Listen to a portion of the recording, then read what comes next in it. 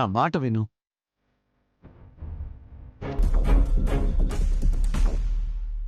Dad please dad, కనీసం ఇప్పుడైనా నా మాట వినండి డాడ్. రాహుల్, ఒకసారి నేను చెప్పాను. రాహుల్, ఇంతసేపు ఎక్కడున్నావు? ఎక్కడికెళ్ళావురా? నేనెంత కంగారు పడ్డానో తెలుసా? డాడ్, మీ వైఫ్ గారి ప్రేమ పర్ఫార్మెన్స్ ని మత్తు లేకుండా చూస్తుంటే మతి పోయేలా ఉంది. దయచేసి ఆపమానండి డాడ్.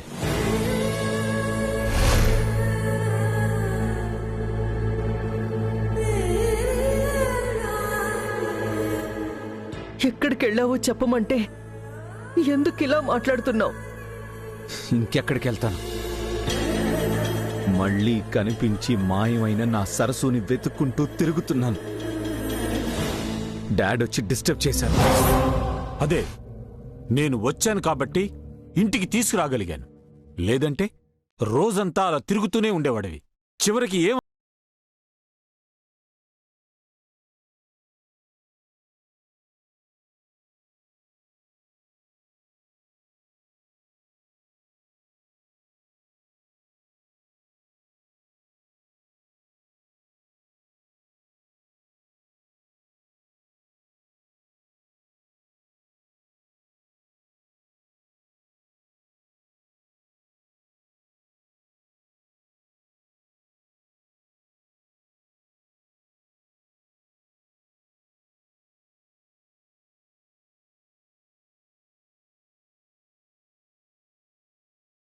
లేకపోతే మీ కర్మ అంతే.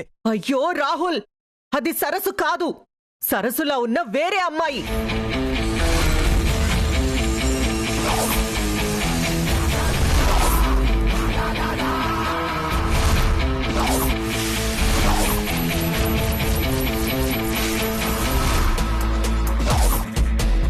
వేరే అమ్మాయా? ఏంటి ఏంటి నువ్వు చెప్పేది? అవును,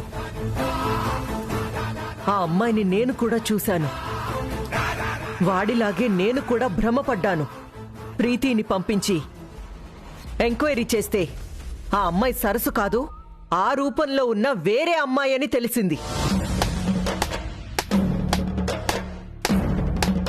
సభాష్! What a story! ఈ వినూత్న కథనంతో ది గ్రేట్ వాగ్దేవి గారు నంబర్ 1 స్టోరీ టెల్లర్ అని కూడా నిరూపించుకున్నారు.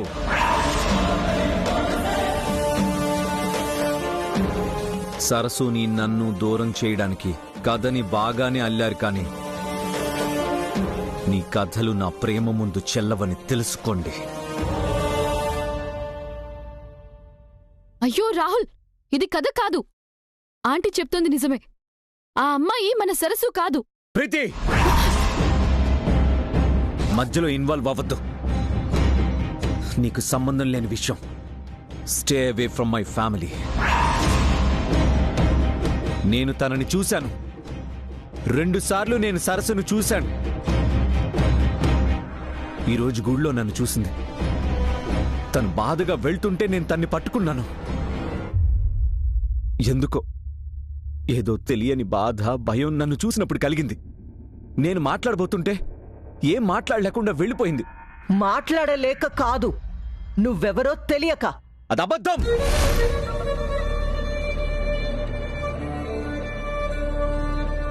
ఇన్ని రోజులు తను ఉంది అంటే లేదు అన్నారు. ఇప్పుడు ఉందని తెలుసు కూడా ఆ నిజాన్ని కాదు అంటున్నారు. ఓకే,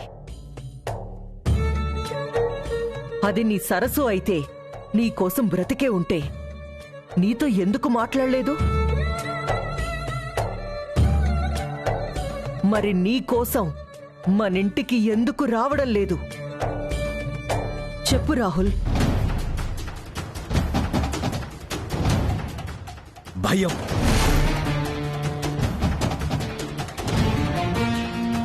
నీ స్వార్థం కోసం, పగ కోసం ప్రాణాలు తీస్తావన్న భయం. నన్ను పెళ్లి చేసుకుందన్న పాపానికే చంపాలనుకున్న ఇంటికి ఎందుకు రావాలనుకుంటుంది? వచ్చి నీ చేతిలో ఎందుకు చావాలనుకుంటుంది? నీ కొడుగ్గా పుట్టినందుకు నా మీద ప్రేమ కన్నా నువ్వంటేనే భయం ఎక్కువైపోయింది. అందుకే నేను ఎవరో తెలియనట్టు నటిస్తుంది, మాట్లాడట్లేదు. అయ్యో రాహుల్, ఇన్నఫ్. నేను సరస్సుని చంపలేదు చంపలేదు చంపలేదు. ఎన్నిసార్లు చెప్తే ఆ విషయం నీకు అర్థం అవుతుంది? నిజమేంటో తెలిసిన నాకు నువ్వు చెప్పే అబద్ధాలు ఎప్పటికీ అర్థం కావు.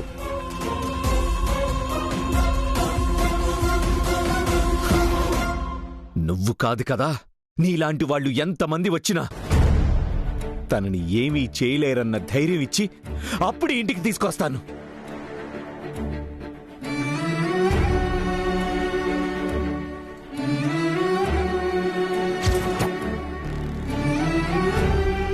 వాడు అనుకున్న నిజం అబద్ధమని ఎలా చెప్పాలి? వాడు సంతోషంగా ఉండాలని కోరుకోవడం స్వార్థం ఎందుకవుతుంది? అమ్మగా దగ్గరవ్వాలనుకున్న ప్రతిసారి హంతకురాల్ని చేసి నిందలు వేసి దూరం చేస్తుంటే నా గుండె బద్దలైపోతుంది. తట్టుకోలేకపోతున్నాను.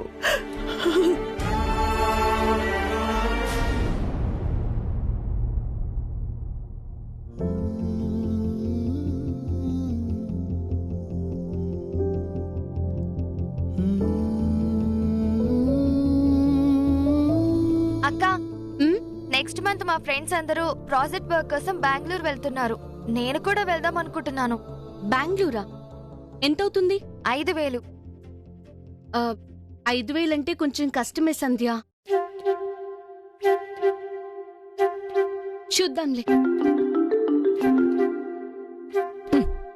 ఏంటే చూసేది? 5,000 అంటే కొంచెం కాదు. మనం ఉన్న పరిస్థితిలో చాలా కష్టం. ఏం అవసరం లేదు, ఇక్కడే ఏదైనా చేసుకో. నేనే ఫ్రెండ్స్ తో ఎంజాయ్ చేయడానికి వెళ్ళట్లేదు. ఈ ప్రాజెక్ట్ బాగా ఫినిష్ చేస్తే తొందరగా జాబ్ వస్తుందని అడిగాను. ఎప్పుడు ఇంతే, అర్థం చేసుకోకుండా తిడతారు. సంధ్య సంధ్య, ఏంటమ్మా నువ్వు? నెమ్మదిగా చెప్పేదానికి అలా కోప్పడ్డావెందుకు? అడిగే ముందు అదైనా ఆలోచించాలి కదమ్మా. నీ ఒక్కదాని కష్టం మీదే బ్రతుకుతున్నాం. ఉన్న తింటే అన్నం కాని లేని దాని గురించి ఆశపడ్డం ఎందుకు అని. అమ్మా, అవసరం అంటుందమ్మా. అర్థం చేసుకుంటుందిలేమ్మా. ఇన్స్టిట్యూట్ లో వర్క్ ని పార్ట్ టైం చేసుకుని ఫుల్ టైం ఏదైనా జాబ్ చేయాలనుకుంటున్నానమ్మా. వచ్చే జీతం మనకున్న సమస్యలకి పరిష్కారం చూపిస్తుందనిపిస్తుంది. ఏంటి, 2 ఉద్యోగమా? ఆ ఇన్స్టిట్యూట్ కోసం ఉదయం నుంచి సాయంత్రం వరకు ఒళ్ళు హోనం చేసుకుని కష్టపడుతున్నావు. ఇప్పుడు ఇంకొకటంటే మాటలా? తప్పదమ్మా. నాన్న ఆపరేషన్ కి డబ్బులు అరేంజ్ చేయాలంటే కొంచెం కష్టపడాల్సిందే. ఇంకా ఆలస్యం చేయకూడదని డాక్టర్ గారు చెప్పారు. అయినా నా కష్టం దేవుందమ్మా. మీ అందరి నవ్వును చూస్తే చిటికలో మాయమైపోతుంది.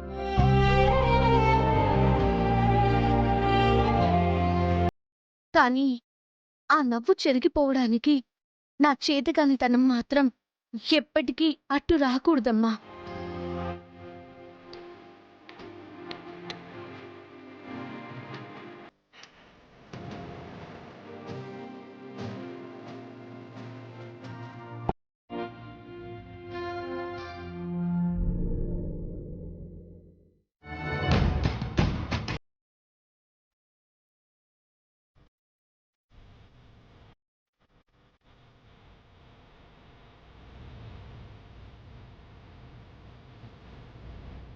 ఏంటి నాన్న నన్నే చూస్తున్నారు? ఏమైంది?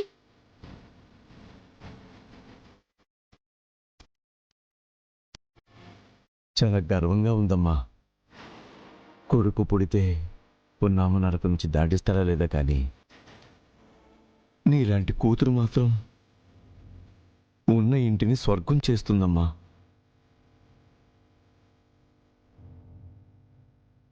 కానీ నీ కష్టానికి కారణమైనందుకు, మోయాల్సిన నేను నీకు భారమైనందుకు ఈ చేతకాని తండ్రిని క్షమించమ్మా.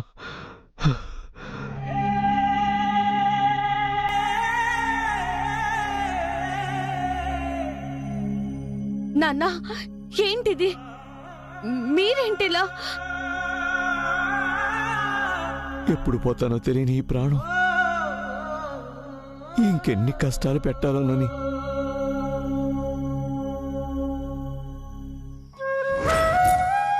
నాన్న ఏమైంది మీకు? ఎందుకు ఇలా మాట్లాడుతున్నారు? కాటికి కాళ్ళు చెప్పే వయసు కదమ్మా. ఈరోజు కాకపోతే రేపు ఎప్పుడైనా పోవాల్సిందే. ఇంటికి పెద్దన ఇంటి కూడా ఉత్సవ విగ్రహంలా ఉండిపోయానమ్మా. ఇంకా చాలు నాన్న, అలా మాట్లాడకండి.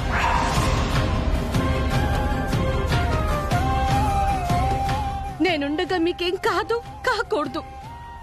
మీ ఆరోగ్యమే కాదు, ఆనందం కూడా నాకు ముఖ్యమే. మీరిద్దరు ఉన్నారు కాబట్టే నేను ఇలా ఉన్నాను. లేదంటే నా బతుక్కి అర్థం లేకపోయేది. ఇంకెప్పుడు ఇలా మాట్లాడొద్దు నాన్న, మాట్లాడొద్దు.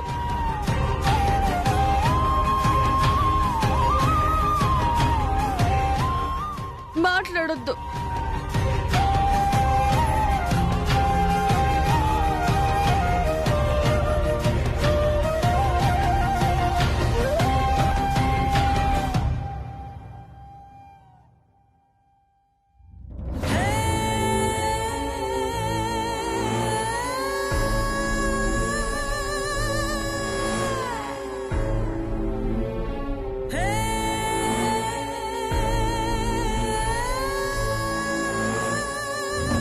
రాహుల్ ఏంటి ఇంకా బాల్కనీలోకి రాలేదు? పని మనిషి కాబట్టి రాహుల్ దగ్గరికి వస్తుంటే భయపడి వెనక్కి వెళ్ళింది. నేను మాత్రం ఒక అడుగు ముందుకేసి అడ్వాంటేజ్ తీసుకోవాలి.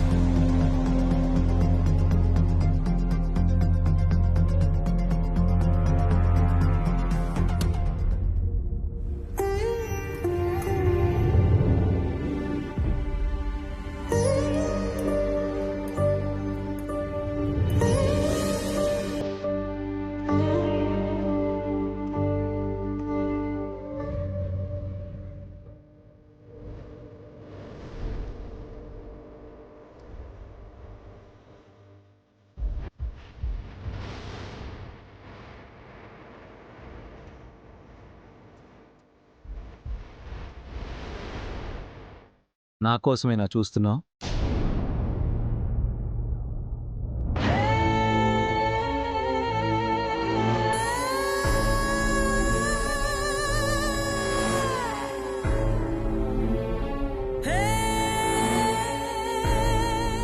అంటే ముగ్గు వేస్తే నువ్వు ఇష్టపడతావని మార్నింగ్ నుంచి ప్రాక్టీస్ చేసి కష్టపడుతున్నాను.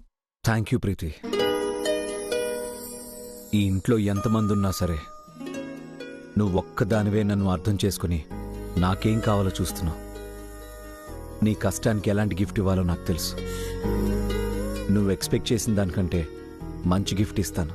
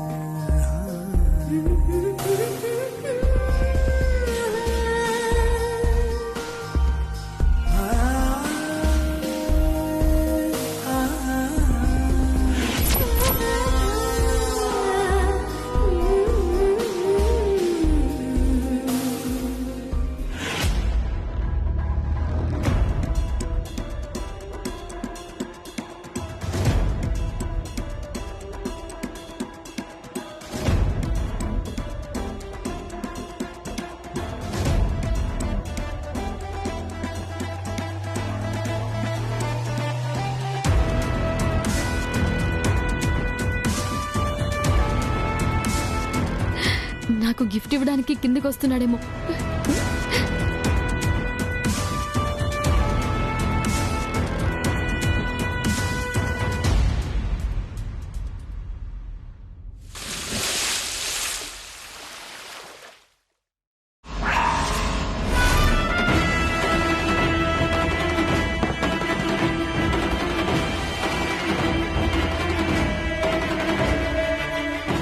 ఆ సరస్సు చేసే పనులు చెయ్యొద్దని మొన్న చెప్పాను కదా, వినపడలేదా? లేక నా మాటంటే లెక్కలేదా? అయ్యో అది కాదాంటీ. రాహుల్ మైండ్ని మనసుని సరస్సు నుంచి దూరం చేసి నా వైపు డీవియేట్ చేయడానికి ఇలా ట్రై చేస్తున్నాను. రాహుల్ మారతాడని నాకు నమ్మకం ఉందా ఆంటీ?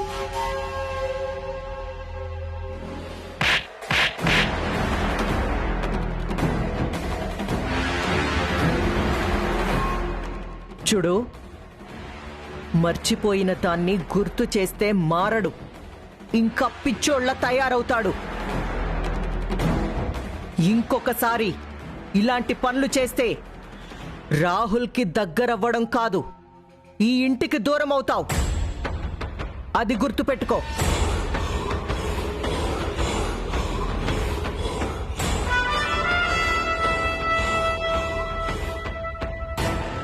రాహుల్ని అట్రాక్ట్ చేయాలని చూశాను, కానీ ఇంత చిన్న లాజిక్ని ఎలా మిస్ అయ్యాను? ఛా!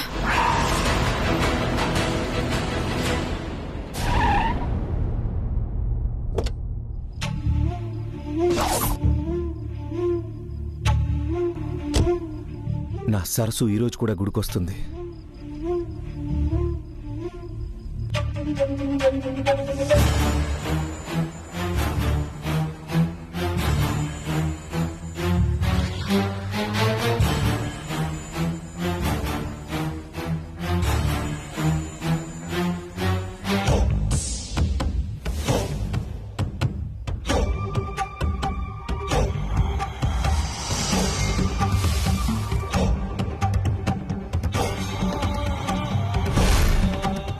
పంతులు గారు, నా సరస్సు ఈరోజు గుడికొచ్చిందా? సరస్సునా? ఆవిడెవరు? సరస్సు అండి.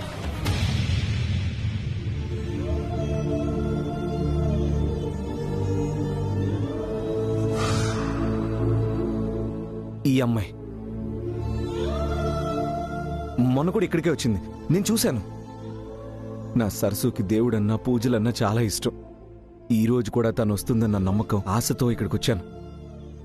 ఒకసారి చూసి చెప్పండి. బాబు చూడండి, ప్రతిరోజు గుడికి ఎంతోమంది భక్తులు వస్తుంటారు పోతుంటారు. అందర్నీ గుర్తుపెట్టుకోవడానికి మేమేం సీసీ కెమెరాలం కాం, పూజార్లం.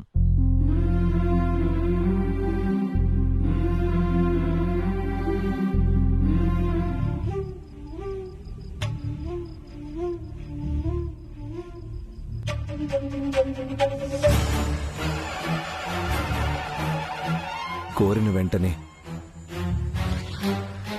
నా సరస్సుని కళ్ళ ముందుకొచ్చే వరమిచ్చావు. మరి మాట్లాడకుండానే ఎందుకు మాయమయ్యేలా చేశావు స్వామి? ఎన్నేళ్లైనా తన కోసం ఎదురు చూస్తానని తెలిసి కూడా నా సరస్సు ఎదురుపడినా ఎందుకు మాట్లాడలేదు? అంటే సరస్సుకి నా మీద కోపం ఉందా, లేక నిజంగానే మా అమ్మకి భయపడుతుందా? ఈ అనుమానాలన్నీ క్లియర్ అవ్వాలంటే నా సరస్సు గుడికి రావాలి. నేనే తప్పు చేయలేదని చెప్పాలి.